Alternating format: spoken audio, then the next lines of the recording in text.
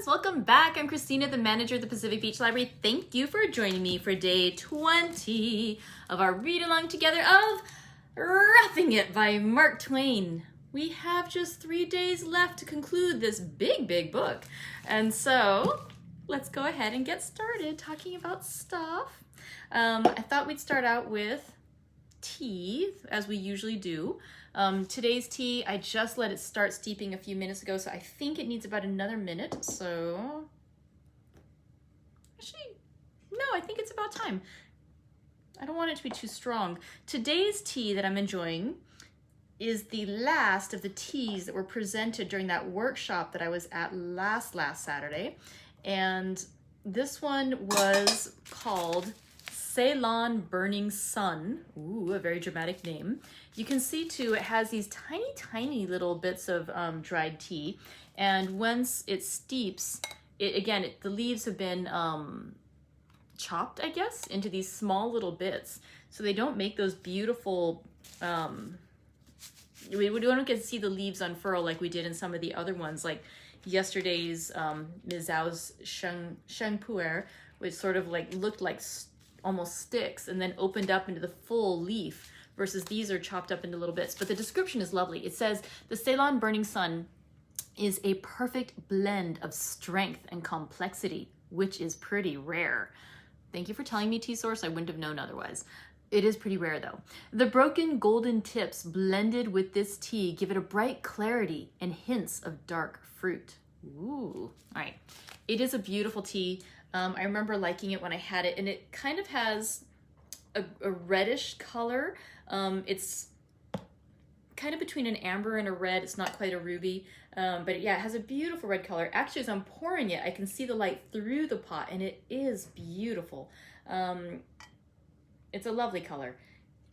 Let's see. Kind of reminds me like a rooibos color, but yeah, this one is a Ceylon tea. And let me see what my notes about it said.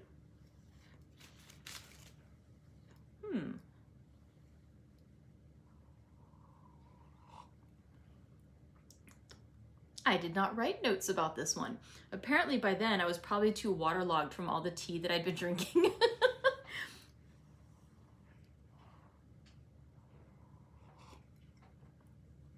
But it really does have a nice flavor. This one, you know, it's a black tea, but it has, again, no bitterness to it. I can kind of tell what they're saying about having like the hint of fruitiness. That's interesting because it really is just the tea and how it's dried and how it's prepared. Like in this case, chopped into little bits instead of you know, rolled into the ball like we saw for the oolong, or like rolled into the strips like we saw for that yesterday's Sheng Puer, excuse me. So yeah, just fascinating how you can take only the tea leaves of the exact same plant and just grow it and prepare it in different ways, and how long you oxidize it, how long you let it dry out, and what, you know, to how that changes the color on it. And so there you go. Today's tea was the Ceylon Burning Sun. All right, so let's talk a bit about our book. Of course, before we do that, I'm going to do one more little teaser and just say I hope that you will sign up to attend our tea party. We're going to have a tea party next Monday, which is April 26th, at our usual reading time at 3 o'clock. And so you can go ahead and sign up now to RSVP to attend that tea party. It is not required to drink tea, but I always recommend it. But we'll be discussing your thoughts about Mark Twain's Roughing It. And this has been a really interesting book, just, I mean, in so many different ways. I think like it's a look at a region. I mean, most of us, I assume, are here in California that are watching, or maybe you're in a different part of the country. But, you know, he's talking about about California, about San Francisco, about Nevada territory, about Hawaii. So again, these are places where either we've probably been to or we may even live in, or at some point. And so it's an interesting thing to see like how these areas of the country were different, you know, in 1860s. Also looking too at like how we looked at different, you know, people who in our society who were different from, you know, Mark Twain. And so how we looked at minorities, how we treated different people, how we characterize them. And again, we know that Mark Twain is a humorist. There's a lot of exaggeration in this story, but there's also a lot of insight. there too. And so it's an interesting book there, and I am really curious to hear your thoughts about it. And again, the tea parties I really quite enjoy because they give us an opportunity that that we don't have in these normal sessions, where as interactive as we try to make it, it's a lot of me talking, and you get to share your comments, and we try to respond to anything like that. But you know, in the immediate moment of being able to talk with each other and share our thoughts and bounce them off each other, that the tea parties are really a great opportunity for doing that. So I do hope you'll be able to attend next Monday to discuss roughing it together.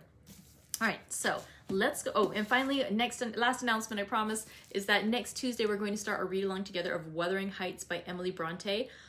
I'm getting more and more excited about this. It is such a, if you've never read it before, I will say it's kind of a weird story, but it's great. And if you have read it before, it's kind of a weird story, right? But it's great. So we'll discuss it more next week, but I just want to give that teaser. We will start reading Wuthering Heights by Emily Bronte next Tuesday. All right, so now let's go back to Mark Twain's Roughing It. We've got just 3 more days of reading. Let's enjoy. Talking about what we read yesterday. Yesterday we read 4 chapters together. Oh, wow. No, we read 3 chapters together. Sorry. I just looked at my little list and I was like, oh, we have so few days left. I just said we had 3 days left, but it was still like, oh, so little. Okay. Okay. We read 3 chapters yesterday. In chapter 66, he talked about the marketplace in Honolulu, and he talked about what it was like, what it used to be like with the girls going through town, riding on their horses, not wearing very much. He has a whole big thing too about some of the descriptions he has are quite fun. He was talking about poi and how the flavor, how it perhaps got a little dirty by everyone reaching in with their finger to, you know, to scoop out the poi and then eat it, and then, you know, perhaps get some more. And it says the dirt and shade and quality of the flavor is added to the virtues of its contents, which I think is a way of saying he didn't really like poi that much. He also, again, he had a little commentary about, you know, they went to the fish market, which was very cool, very crowded, but it was just so bizarre because they eat it raw and alive. Oh no. And he just says, let us change the subject. So no sushi for Mark Twain. We know that one right there. He talked too about the lascivious hula dance, and it had actually a little hyphen there, and at first I thought it was actually the hula dance is how he was writing, but no, it's just a hyphen because the end of the line, hula dance, or hula hula, a dance. He was saying they had no clothes at all, so I'm not sure about that one, if that actually is how they used to do it before they wore the, you know, the various outfits, but okay. Let's see. So he was saying this is how it used to be at the old days. Then the missionaries came through and they, again, civilized the folks. They brought in, that, you know, right now, like the Hawaiian people were the most educated, that pretty much not one of them above the age of 8 years cannot read or write with facility in the native tongue. It is the most universally educated race of people outside of China. And so he was saying so much good things about them. He was saying too that there were some things about them like that was different than they were used to. That they like going to church. He was saying the native women have a profound respect for chastity in other people. I just thought that was such a good line too. But he was saying too, he made a commentary on how the population had reduced from 400,000 people in Captain Cook's time, that had been his estimate of the population, to only 55,000 in just over 80 years. So there was a decimation, basically, of the population in Hawaii during that period. He talked too about how most of the folks, the non-natives who were there, that, you know, you would sort of see people, and like if they were so Westerners, that you would look at them and go like, oh, that must either be a missionary or a whaler. And so it was common to just refer to somebody if you met them as either captain or as a missionary. And so he commented on a story about how there was somebody who met him and he was like, oh, you must be a missionary. No. Oh, then you must be a whaler. No. Do you work for the government somehow? No. And finally he's like, no, I'm just a stranger. I just came from America. And the guy is so excited to meet somebody who is not involved with a Westerner who's not involved with the government, not a missionary, not a whaler, that he begins to weep tears of joy at this moment of finally meeting somebody who just came to Hawaii for some other reason. It's like, oh. And so he hugs Mark Twain to him and just he weeps with like the amazement and the wonder of finally meeting just somebody who's come to travel there. So a lot more tourists now. He writes more about what it was like how the government and the ruling of Hawaii was, about how things had changed so much. Like he talks about how the king's father had lived through a time before this transition to a more Western style of government, when they had it was just a completely different thing before the missionaries had come, when people had the beliefs that were now seen as pagan, and this idea that somebody could pray you to death. So if you felt, if you found out somebody was, you might as well just lay down and die yourself because there was no escaping it. And he talks a bit about that, and then just like how when the natives were coming to the churches established by the missionaries, the missionaries were like, we really like you to wear more clothes. And so they gave them like some clothes to the missionaries, the missionaries gave clothes to the natives.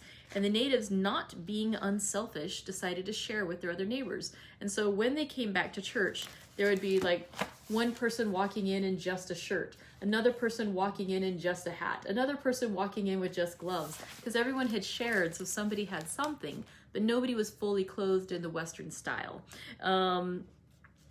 There's another cute little one there too on the opposite page of the natives visiting the missionaries, and they would bring the clothes with them and then put them on either right when they arrived, because they didn't want to wear them otherwise, but they were being polite to the missionaries because the missionaries liked them to wear clothes.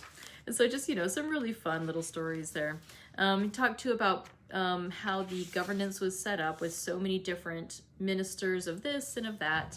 Let's see. He then talked about a state funeral because he said that the king's sister, the Princess Victoria, had passed away.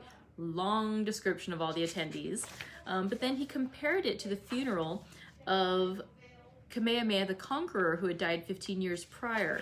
And so again, this was before the missionaries had come, before they had been westernized quite as much. And so saying how, the king was dying, and so like they mentioned things like how they brought him from one section of his home, like he was saying like they had a series of like 6 huts together, like in one you would sleep, in one you would eat, in one the women would eat, and so different areas connected, and you couldn't do one in a different area. So like when he was ready to eat, they would bring the king to the other one, and where you could the eating one, and just all these different things. And so just comparing the different funeral customs from 50 years past and how much of a change there had been in that brief period of time. Okay, today we have 4 chapters ahead of us. Chapters 69 to 72. Let's go ahead and begin with chapter 69 of Roughing It by Mark Twain. Chapter 69. Bound for Hawaii, 150 miles distant, to visit the great volcano and behold the other notable things which distinguish that island above the remainder of the group, we sailed from Honolulu on a certain Saturday afternoon in the good schooner Boomerang. The Boomerang was about as long as 2 streetcars and about as wide as one. She was so small, though she was larger than the majority of the inter-island coasters, that when I stood on her deck, I felt but little smaller than the Colossus of Rhodes must have felt when he had a man of war under him. I could reach the water when she lay over under a strong breeze. When the captain and my comrade, and Mr. Billings, myself, and 4 other persons were all assembled on the little after portion of the deck, which is sacred to the cabin passengers, it was full. There was not room for any more quality folks. Another section of the deck, twice as large as ours, was full of natives of both sexes, with their customary dogs, mats, blankets, pipes, calabashes of poi, fleas, and other luxuries and baggage of minor importance. As soon as we set sail, the natives all lay down on the deck, as thick as Negroes in a slave pen, and smoked, conversed, and spit on each other, and were truly sociable. The little low-ceilinged cabin below was rather larger than a hearse, and as dark as a vault. It had 2 coffins on each side. I mean, 2 bunks. A small table, capable of accommodating 3 persons at dinner, stood against the forward bulkhead, and over it hung the dingiest whale oil lantern that ever peopled the obscurity of a dungeon with ghostly shapes. The floor room unoccupied was not extensive. One might swing a cat in it, perhaps, but not a long cat. The hold forward of the bulkhead had but little freight in it, and from morning till night a portly old rooster, with a voice like Balaam's ass and the same disposition to use it, strutted up and down in that part of the vessel and crowed. He usually took dinner at 6 o'clock, and then, after an hour devoted to meditation, he mounted a barrel and crowed a good part of the night. He got hoarser and hoarser all the time, but he scorned to allow any personal consideration to interfere with his duty, and kept up his labors in defiance of threatened diphtheria. Sleeping was out of the question when he was on watch. He was a source of genuine aggravation and annoyance. It was worse than useless to shout at him or apply offensive epithets to him. He only took these things for applause and strained himself to make more noise. Occasionally, during the day, I threw potatoes at him through an aperture in the bulkhead, but he only dodged and went on crowing. The first night, as I lay in my coffin, idly watching the dim lamp swinging to the rolling of the ship and snuffing the nauseous odors of bilge water, I felt something gallop over me. I turned out promptly. However, I turned in again when I found it was only a rat. Presently, something galloped over me once more. I knew it was not a rat this time, and I thought it might be a centipede because the captain had killed one on deck in the afternoon. I turned out. The first glance at the pillow showed me a repulsive sentinel perched upon each end of it. Cockroaches as large as peach leaves. Fellows with long, quivering antennae and fiery, malignant eyes. They were grating their teeth like tobacco worms and appeared to be dissatisfied about something. I had often heard that these reptiles were in the habit of eating off sleeping sailors' toenails down to the quick, and I would not get in the bunk any more. I lay down on the floor. But a rat came and bothered me, and shortly afterward a procession of cockroaches arrived and camped in my hair. In a few moments the rooster was crowing with uncommon spirit, and a party of fleas were throwing double somersaults about my person in the wildest disorder, and taking a bite every time they struck. I was beginning to feel really annoyed. I got up and put my clothes on and went on deck. The above is not overdrawn. It is a truthful sketch of inter-island schooner life. There is no such thing as keeping a vessel in elegant condition when she carries molasses and Kanakas. It was compensation for my sufferings to come unexpectedly upon so beautiful a scene as met my eye, to step suddenly out of the sepulchral gloom of the cabin and stand under the strong light of the moon, in the center, as it were, of a glittering sea of liquid silver, to see the broad sails straining in the gale, the ship keeled over on her side, the angry foam hissing past her lee bulwarks, and sparkling sheets of spray dashing high over her bows and raining upon her decks. To brace myself and hang fast to the first object that presented itself, with hat jammed down and coattails whipping in the breeze, and feel that exhilaration that thrills in one's hair and quivers down his backbone when he knows that every inch of canvas is drawing and the vessel cleaving through the waves at her utmost speed. There was no darkness, no dimness, no obscurity there. All was brightness. Every object was vividly defined. Every prostrate Kanaka, every coil of rope, every calabash of poi, every puppy, every seam in the flooring, every bolt head, every object, however minute, showed sharp and distinct in its every outline. And the shadow of the broad mainsail lay black as a pall upon the deck, leaving Billings' white upturned face glorified and his body in a total eclipse.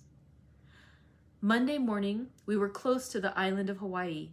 Two of its high mountains were in view, Mauna Loa and Huala'i.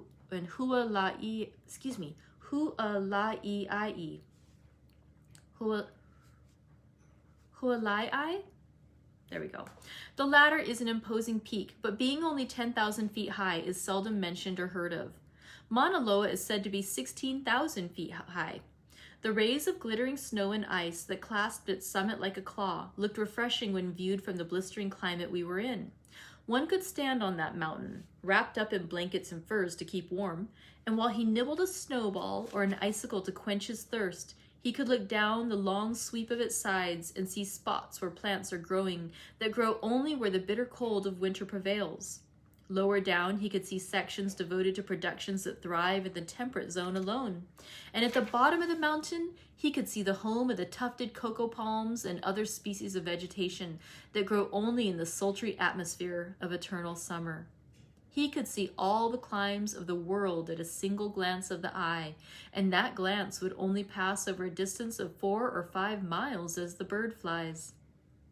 By and by, we took boat and went ashore at Kailua, designing to ride horseback through the pleasant orange and coffee region of Kona and rejoin the vessel at a point some leagues distant. This journey is well worth taking.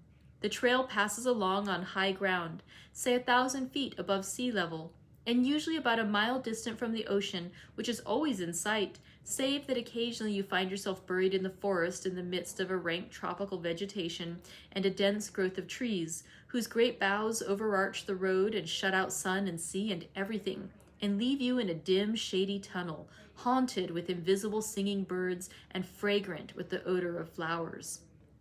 It is pleasant to ride occasionally in the warm sun and feast the eye upon the ever-changing panorama of the forest, beyond and below us, with its many tints, its softened lights and shadows, its billowy undulations sweeping gently down from the mountain to the sea. It was pleasant also at intervals to leave the sultry sun and pass into the cool green depths of this forest and indulge in sentimental reflections under the inspiration of its brooding twilight and its whispering foliage. We rode through one orange grove that had 10,000 trees in it. They were all laden with fruit.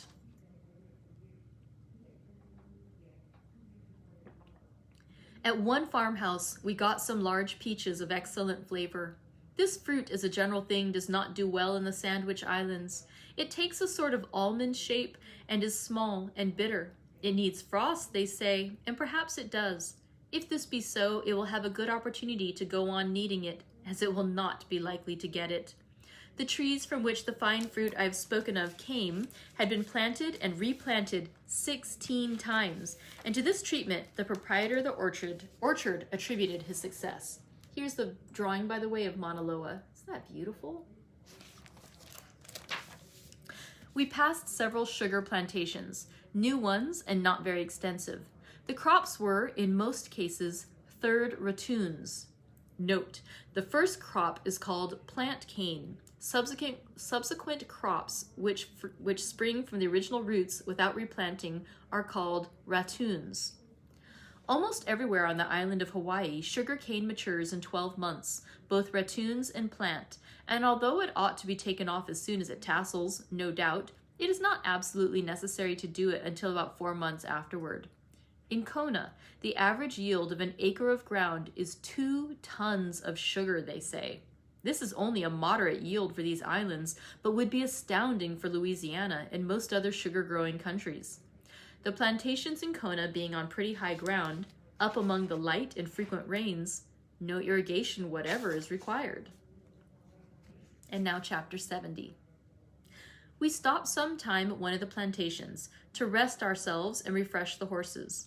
We had a chatty conversation with several gentlemen present, but there was one person, a middle-aged man with an absent look on his face, who simply glanced up, gave us good day, and lapsed again into the meditations which our coming had interrupted. The planters whispered us not to mind him. Crazy. They said he was in the islands for his health, was a preacher. His home, Michigan. They said that if he woke up presently and fell to talking about a correspondence which he had sometime held with Mr. Greeley about a trifle of some kind, we must humor him and listen with interest, and we must humor his fancy that this correspondence was the talk of the world. It was easy to see that he was a gentle creature, and that his madness had nothing vicious in it. He looked pale and a little worn, as if with perplexing thought and anxiety of mind. He sat a long time looking at the floor, and at intervals muttering to himself and nodding his head acquiescingly or shaking it in mild protest. He was lost in his thoughts or in his memories. We continued our talk with the planters, branching from subject to subject. But at last, the word circumstance, casually dropped in the course of conversation, attracted his attention and brought an eager look into his countenance. He faced about in his chair and said, "Circumstance? What circumstance? Ah, I know too well. So you have heard of it too." With a sigh, "Well, no matter. All the world has heard of it. All the world. The whole world. It is a large world, too, for a thing to travel so far in, now isn't it? Yes, yes. The Greeley correspondence with Erickson has created the saddest and bitterest controversy on both sides of the ocean, and still they keep it up. It makes us famous, but what a sorrowful sacrifice. I was so sorry when I heard that it had caused that bloody and distressful war over there in Italy. It was little comfort to me after so much bloodshed to know that the victors sided with me and the vanquished with Greeley. It is little comfort to know that Horace Greeley is responsible for the Battle of Sadowa and not me. Queen Victoria wrote me that she felt just as I did about it. She said that as much as she was opposed to Greeley and the spirit he showed in the correspondence with me, she would not have had Sadowa happen for hundreds of dollars. I can show you her letter if you would like to see it. But gentlemen, much as you may think you know about that unhappy correspondence, you cannot know the straight of it till you hear it from my lips. It has always been garbled in the journals, and even in history. Yes, even in history. Think of it. Please, let me give you the matter exactly as it occurred. I truly will not abuse your confidence." Then he leaned forward, all interest, all earnestness, and told his story, and told it appealingly too, and yet in the simplest and most unpretentious way. Indeed, in such a way as to suggest to one, all the time, that this was a faithful, honorable witness, giving evidence in the sacred interest of justice and under oath. He said, "Mrs. Beasley, Mrs. Jackson Beasley, widow of the village of Campbellton, Kansas, wrote me about a matter which was near her heart, a matter which many might think trivial, but to her it was a thing of deep concern. I was living in Michigan then, serving in the ministry. She was, and is, an estimable woman, a woman to whom poverty and hardship have proven incentives to industry in place of discouragements. Her only treasure was her son William, a youth just verging upon manhood, religious, amiable, and sincerely attached to agriculture. He was the widow's comfort and her pride, and so, moved by her love for him, she wrote me about a matter, as I have said before, which lay near her heart, because it lay near her boys. She desired me to confer with Mr. Greeley about turnips. Turnips were the dream of her child's young ambition. While other youths were frittering away in frivolous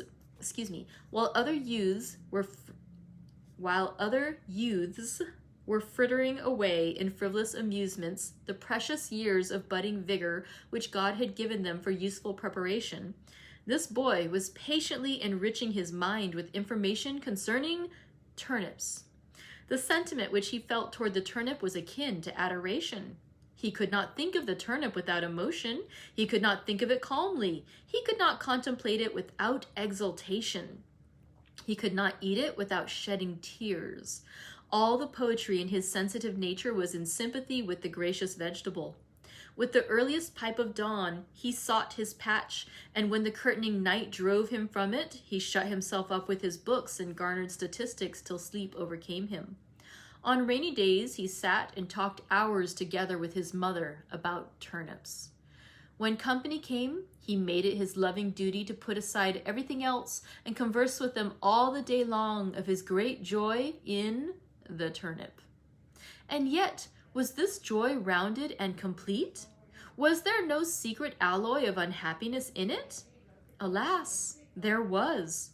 There was a canker gnawing at his heart. The noblest inspiration of his soul eluded his endeavor, viz., he could not make of the turnip a climbing vine. Months went by. The bloom forsook his cheek, the fire faded out of his eye, sighings and abstraction usurped the place of smiles and cheerful converse. But a watchful eye noted these things, and in time a motherly sympathy unsealed the secret. Hence the letter to me. She pleaded for attention. She said her boy was dying by inches. I was a stranger to Mr. Greeley, but what of that? The matter was urgent. I wrote and begged him to solve the difficult problem, if possible, and save the student's life. My interest grew until it partook of the anxiety of the mother.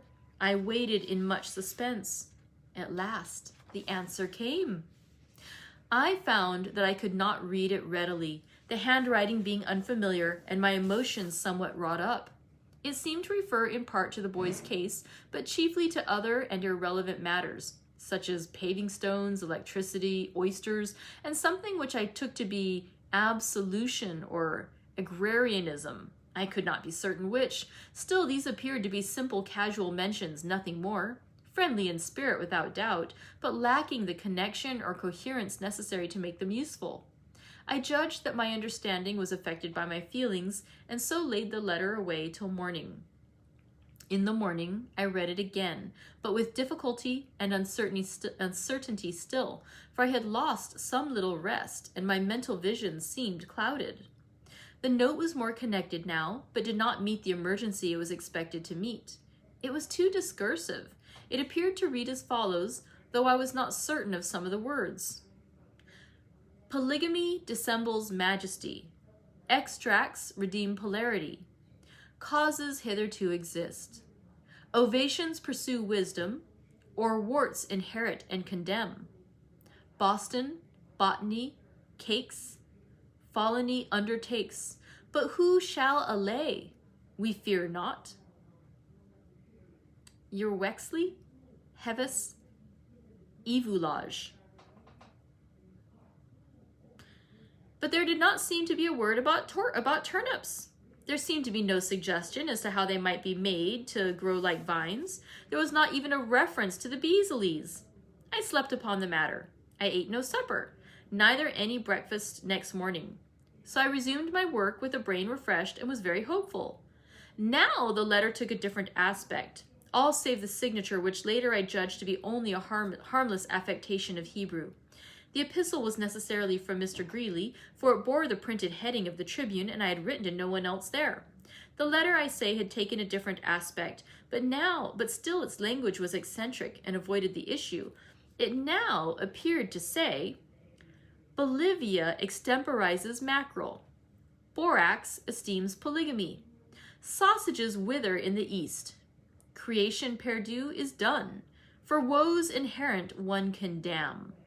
Buttons, corks, geology underrates, but we shall allay. My beer's out. Your Wexley, Hevis, Evilage. I was evidently overworked. My comprehension was impaired. Therefore, I gave 2 days to recreation and then returned to my task, greatly refreshed. The letter now took this form. Poultices do sometimes choke swine. Tulips reduce posterity. Causes leather to resist. Our notions empower wisdom. Her let's afford while we can. Butter but any cakes. Fill any undertaker. We'll wean him from his filly. We feel hot. Your Wexley, Hevis, Evulage. This, by the way, is the drawing or the depiction of the letter as received.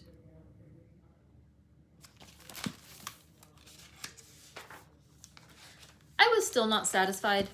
These generalities did not meet the question. They were crisp and vigorous and delivered with a confidence that almost compelled conviction.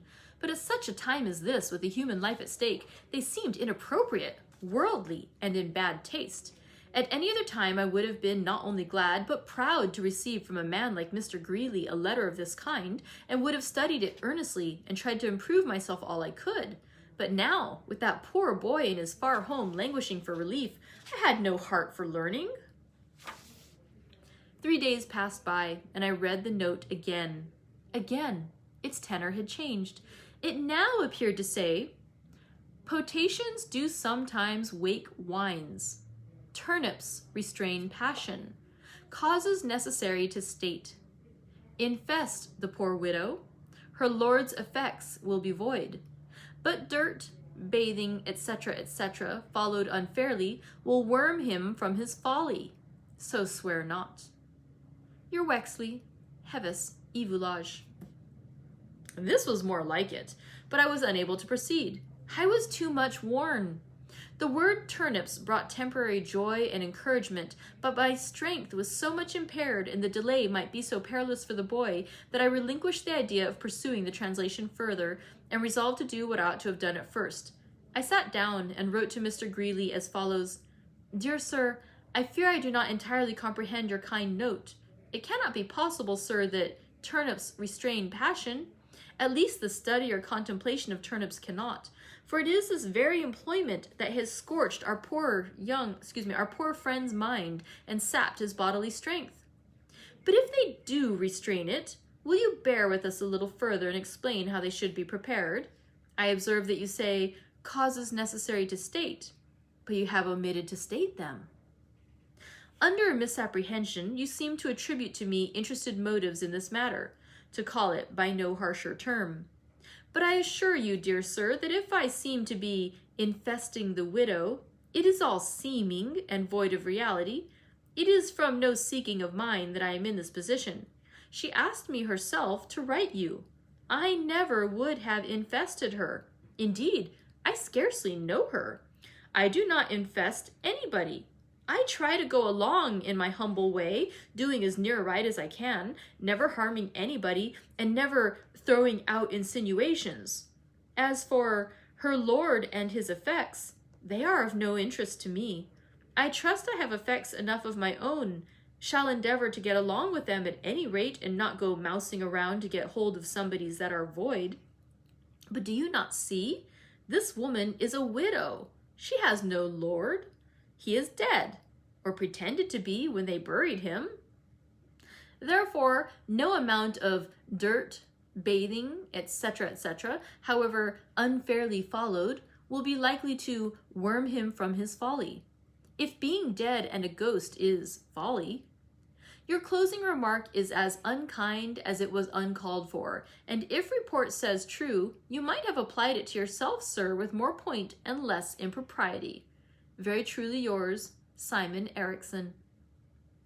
In the course of a few days, Mr. Greeley did what would have saved a world of trouble and much mental and bodily suffering and misunderstanding if he had done it sooner. To wit, he sent an intelligible rescript or translation of his original note, made in a plain hand by his clerk.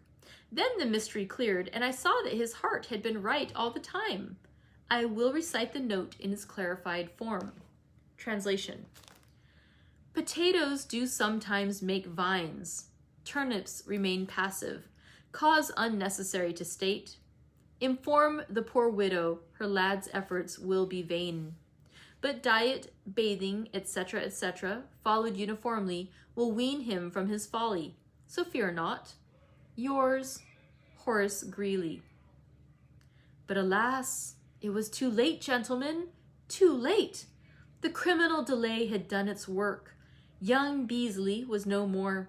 His spirit had taken its flight to a land where all anxieties shall be charmed away, all desires gratified, all ambitions realized.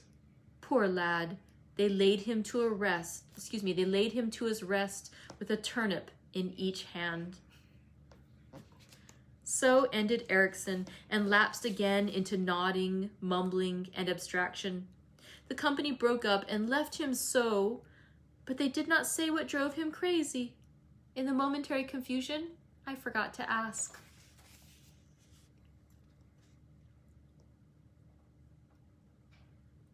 Chapter 71. At 4 o'clock in the afternoon, we were winding down a mountain of dreary and desolate lava to the sea and closing our pleasant land journey. The lava is the accumulation of ages. One torrent of fire after another has rolled down here in old times and built up the island structure higher and higher. Underneath it is honeycombed with caves. It would be of no use to dig wells in such a place. They would not hold water. You would not find any for them to hold, for that matter. Consequently, the planters depend upon cisterns. The last lava flow occurred here so long ago that there are none now living who witnessed it. In one place, it enclosed and burned down a grove of coconut trees, and the holes in the lava where the trunks stood are still visible. Their sides retain the impression of the bark. The trees fell upon the burning river and becoming partly submerged, left in it the perfect counterpart of every knot and branch and leaf, and even nut, for curiosity seekers of a long distant day to gaze upon and wonder at. There were doubtless plenty of Kanaka sentinels on guard hereabouts at that time, but they did not leave casts of their figures in the lava, as the Roman sentinels at Herculaneum and Pompeii did. It is a pity it is so, because such things are so interesting, but so it is. They probably went away. They went away early, perhaps. However, they had their merits. The Romans exhibited the higher pluck, but the Kanakas showed the sounder judgment. Shortly we came in sight of that spot whose history is so familiar to every schoolboy in the wide world. Kealakekua Bay, the place where Captain Cook, the grand circumnavigator, was killed by the natives nearly 100 years ago. The setting sun was flaming upon it, a summer shower was falling, and it was spanned by 2 magnificent rainbows. 2 men who were in advance of us rode through one of these, and for a moment their garments shone with a more than regal splendor. Why did not Captain Cook have taste enough to call his great discovery the Rainbow Islands? These charming spectacles are present to you at every turn. They are common in all the islands. They are visible every day and frequently at night also. Not the silvery bow we see once in an age in the States, by moonlight, but barred with all bright and beautiful colors, like the children of the sun and rain. I saw one of them a few nights ago, when the sailors call rain. What the sailors call rain dogs, little patches of rainbows, are often seen drifting about the heavens in these latitudes, like stained cathedral windows. Kealakekua Bay is a little curve like the last kink of a snail shell, winding deep into the land, seemingly not more than a mile wide from shore to shore. It is bounded on one side, where the murder was done, by a little flat plain, on which stands a coconut grove and some ruined houses. A steep wall of lava, 1,000 feet high at the upper end, and 300 or 400 at the lower, comes down from the mountain and bounds the inner extremity of it. From this wall the place takes its name, Kealakekua, which in the native tongue signifies the pathway of the gods. They say, and still believe, in spite of their liberal education in Christianity, that the great god Lono, who used to live upon the hillside, always traveled that causeway when urgent business connected with heavenly affairs called him down to the seashore in a hurry. As the red sun looked across the placid ocean through the tall, clean stems of the coconut trees, like a blooming whiskey bloat through the bars of a city prison, I went and stood in the edge of the water on the flat rock pressed by Captain Cook's feet when the blow was dealt which took away his life, and tried to picture in my mind the doomed man struggling in the midst of the multitude of exasperated savages, the men in the ship crowding in the vessel's side and gazing in anxious dismay toward the shore, but I discovered I could not do it. It was growing dark. The rain began to fall. We could see that the distant boomerang was helplessly becalmed at sea, and so I adjourned to the cheerless little box of a warehouse and sat down to smoke and think, and wished the ship would make the land, for we had not eaten much for 10 hours and were viciously hungry.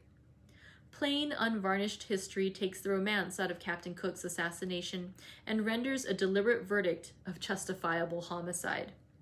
Wherever he went among the islands, he was cordially received and welcomed by the inhabitants, and his ships lavishly supplied with all manner of food. He returned these kindnesses with insult and ill treatment. Perceiving that the people took him for the long-vanished and lamented god Lono, he encouraged them in the delusion for the sake of the limitless power it gave him. But during the famous disturbance at this spot, and while he and his comrades were surrounded by 15,000 maddened savages, he received a hurt and betrayed his earthly origin with a groan. It was his death warrant. Instantly a shout went up, "He groans! He is not a god!" So they closed in upon him and dispatched him. His flesh was stripped from the bones and burned, except 9 pounds of it, which were sent on board the ships. The heart was hung up in a native hut, where it was found and eaten by 3 children, who mistook it for the heart of a dog. One of these children grew to be a very old man and died in Honolulu a few years ago. Some of Cook's bones were recovered and consigned to the deep by the officers of the ships. Small blame should attach to the natives for the killing of Cook. They treated him well. In return, he abused them. He and his men inflicted bodily injury upon many of them at different times and killed at least 3 or 4 of them before they offered any proportionate retaliation. Near the shore, we found Cook's monument, only a coconut stump, 4 feet high and about 1 foot in diameter at the butt. It had lava boulders piled around its base to hold it up and keep it in its place, and it was entirely sheathed over, from top to bottom, with rough, discolored sheets of copper, such as ships' bottoms are coppered with. Each sheet had a rude inscription scratched upon it, with a nail apparently, and in each case the execution was wretched. Most of these merely recorded the visits of British naval commanders to the spot, but one of them bore this legend: "Near this spot fell Captain James Cook, the distinguished circumnavigator who discovered these islands, A.D. 1778. After Cook's murder, his second in command, on board the ship, opened fire upon the swarms of natives on the beach, and one of his cannonballs cut this coconut tree short off and left this monumental stump standing. It looked sad and lonely enough to us, out there in the rainy twilight. But there is no other monument to Captain Cook. True, up on the mountainside we had passed by a large enclosure like an ample hog pen, built of lava blocks, which marks the spot where Cook's flesh was stripped from his bones and burned. But this is not properly a monument, since it was erected by the natives themselves, and less to do honor to the circumnavigator than for the sake of convenience in roasting him. A thing like a guide board was elevated above this pen on a tall pole, and formerly there was an inscription upon it describing the memorable occurrence that had there taken place, but the sun and the wind have long ago so defaced it as to render it illegible. Toward midnight a fine breeze sprang up, and the schooner soon worked herself into the bay and cast anchor. The boat came ashore for us, and in a little while the clouds and the rain were all gone. The moon was beaming tranquilly down on land and sea, and we too were stretched upon the deck, sleeping and refreshing sleep, and dreaming the happy dreams that are only vouchsafed to the weary and the innocent. Finally, chapter 72. In the breezy morning, we went ashore and visited the ruined temple of the last god, Lono. The high chief cook of this temple, the priest who presided over it and roasted the human sacrifices, was uncle to Obukia, and at one time that youth was an apprentice priest under him. Obukia was a young native of fine mind, who, together with 3 other native boys, was taken to New England by the captain of a whale ship during the reign of Kamehameha I, and they were the means of attracting the attention of the religious world to their country. This resulted in the sending of missionaries there. And this Obukia was the very same sensitive savage who sat down on the church steps and wept because his people did not have the Bible. That incident has been very elaborately painted in many a charming Sunday school book. Aye, and told so plaintively and so tenderly that I have cried over it in Sunday school myself on general principles, although at a time when I did not know much and could not understand why the people of the Sandwich Islands needed to worry so much about it, as long as they did not know there was a Bible at all. Obukia was converted and educated, and was to have returned to his native land with the first missionaries, had he lived. The other native youths made the voyage, and 2 of them did good service, but the third, William Kanui, fell from grace afterward for a time, and when the gold excitement broke out in California, he journeyed thither and went to mining, although he was 50 years old. He succeeded pretty well, but the failure of Page, Bacon and Company relieved him of $6,000, and then, to all intents and purposes, he was a bankrupt in his old age, and he resumed service in the pulpit again. He died in Honolulu in 1864. Quite a broad tract of land near the temple, extending from the sea to the mountain top, was sacred to the god Lono in olden times. So sacred that if a common native set his sacrilegious feet upon it, it was judicious for him to make his will, because his time had come. He might go around it by water, but he could not cross it. It was well sprinkled with pagan temples and stocked with awkward, homely idols carved out of logs of wood. There was a temple devoted to prayers for rain, and with fine sagacity it was placed at a point so well up on the mountainside that if you prayed there for 24 times a day for rain, you would be likely to get it every time. You would seldom get to your amen before you would have to hoist your umbrella. And there was a large temple near at hand which was built in a single night in the midst of storm and thunder and rain by the ghastly hands of dead men. Tradition says that by the weird glare of the lightning, a noiseless multitude of phantoms were seen at their strange labor, far up the mountainside at dead of night, flitting hither and thither and bearing great lava blocks clasped in their nerveless fingers, appearing and disappearing as the pallid luster fell upon their forms and faded away again. Even to this day, it is said, the natives hold this dread structure in awe and reverence and will not pass by it in the night. At noon, I observed a bevy of nude native young ladies bathing in the sea, and went and sat down on their clothes to keep them from being stolen. I begged them to come out, for the sea was rising, and I was satisfied that they were running some risk. But they were not afraid, and presently went on with their sport. They were finished swimmers and divers, and enjoyed themselves to the last degree. They swam races, splashed and ducked and tumbled each other about, and filled the air with their laughter. It is said that the first thing an islander learns is how to swim. Learning to walk, being a matter of smaller consequence, comes afterward. One hears tales of native men and women swimming ashore from vessels many miles at sea, more miles indeed than I dare vouch for or even mention. And they tell of a native diver who went down in 30 or 40-foot waters and brought up an anvil. I think he swallowed the anvil afterward, if my memory serves me. However, I will not urge this point. I have spoken several times of the god Lono. I may as well furnish 2 or 3 sentences concerning him. The idol the natives worshipped for him was a slender, unornamented staff 12 feet long. Tradition says he was a favorite god on the island of Hawaii, a great king who had been deified for meritorious services, just our own fashion of rewarding heroes, with the difference that we would have made him a postmaster instead of a god, no doubt.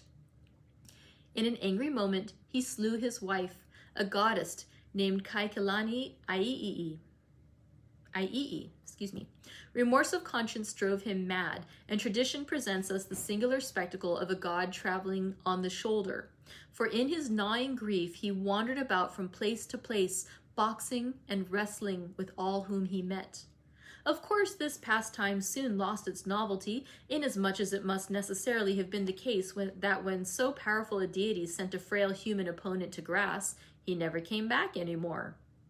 Therefore, he instituted games called makahiki and ordered that they should be held in his honor, and then sailed for foreign lands on a 3-cornered raft, stating that he would return someday. And that was the last of Lono. He was never seen anymore. His raft got swamped, perhaps, but the people always expected his return, and thus they were easily led to accept Captain Cook as the restored god. Some of the old natives believed Cook was Lono to the day of their death, but many did not, for they could not understand how he could die if he was a god. Only a mile or so from Kealakekua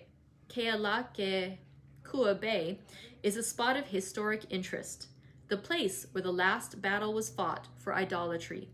Of course we visited it, and came away as wise as most people do who go and gaze upon such mementos of the past when in an unreflective mood. While the first missionaries were on their way around the Horn, the idolatrous customs which had obtained in the island as far back as tradition reached were suddenly broken up. Old Kamehameha I was dead, and his son, Liho, the new king, was a free liver, a roistering, dissolute fellow, and hated the restraints of the ancient taboo. His assistant in the government, Kaahumanu, the Queen Dowager, was proud and high-spirited and hated the taboo because it restricted the privileges of her sex and degraded all women very nearly to the level of brutes. So the case stood. Liholiho had half a mind to put his foot down. Ka'ahumahu had a whole mind to badger him into doing it, and whiskey did the rest. It was probably the rest. It was probably the first time whiskey ever prominently figured as an aid to civilization. Liholiho came up to Kailua as drunk as a piper and attended a great feast. The determined queen spurred his drunken courage up to a reckless pitch, and then, while all the multitude stared in blank dismay, he moved deliberately forward and sat down with the women. They saw him eat from the same vessel with them and were appalled. Terrible moments drifted slowly by, and still the king ate. Still he lived. Still the lightnings of the insulted gods were withheld. Then conviction came like a revelation. The superstitions of 100 generations passed from before the people like a cloud, and a shout went up, "The taboo is broken! The taboo is broken." Thus did King Liholiho and his dreadful whiskey preach the first sermon and prepare the way for the new gospel that was speeding southward over the waves of the Atlantic. The taboo broken and destruction failing to follow the awful sacrilege, the people, with that childlike precipitancy which has always characterized them, jumped to the conclusion that their gods were a weak and wretched swindle, just as they formerly jumped to the conclusion that Captain Cook was no god, merely because he groaned, and promptly killed him without stopping to inquire whether a god might not groan as well as a man if it suited his convenience to do it. And satisfied that the idols were powerless to protect themselves, they went to work at once and pulled them down, hacked them to pieces, applied the torch, annihilated them. The pagan priests were furious, and well they might be. They had held the fattest offices in the land, and now they were beggared. They had been great, they had stood above the chiefs, and now they were vagabonds. They raised a revolt. They scared a number of people into joining their standard, and Beku o Kalani, an ambitious offshoot of royalty, was easily persuaded to become their leader. In the first skirmish, the idolaters triumphed over the royal army sent against them, and full of confidence, they resolved to march upon Kailua. The king sent an envoy to try and conciliate them, and came very near being an envoy short by the operation. The savages not only refused to listen to him, but wanted to kill him. So the king sent his men forth under Major General Kalaimoku, and the two hosts met at Kuamu'u. The battle was long and fierce, men and women fighting side by side as was the custom, and when the day was done, the rebels were flying in every direction in hopeless panic, and idolatry and the taboo were dead in the land. The royalists marched gaily home to Kailua, glorifying the new dispensation. "There is no power in the gods," said they. "They are a vanity and a lie. The army with idols was weak. The army without idols was strong and victorious." The nation was without a religion. The missionary ship arrived in safety shortly afterward, timed by providential exactness to meet the emergency, and the gospel was planted as in a virgin soil. All right, there's a little bit more of Hawaiian history for us. Thank you for joining me today for day 20 of our read-along together of Roughing It by Mark Twain. We have just 2 days left of our read-along together. I hope you'll be able to join me for that. And in the meantime, I hope you have a great rest of your day. Have a lovely tea. Maybe have some other fun things to do too. Take care, friends. Bye.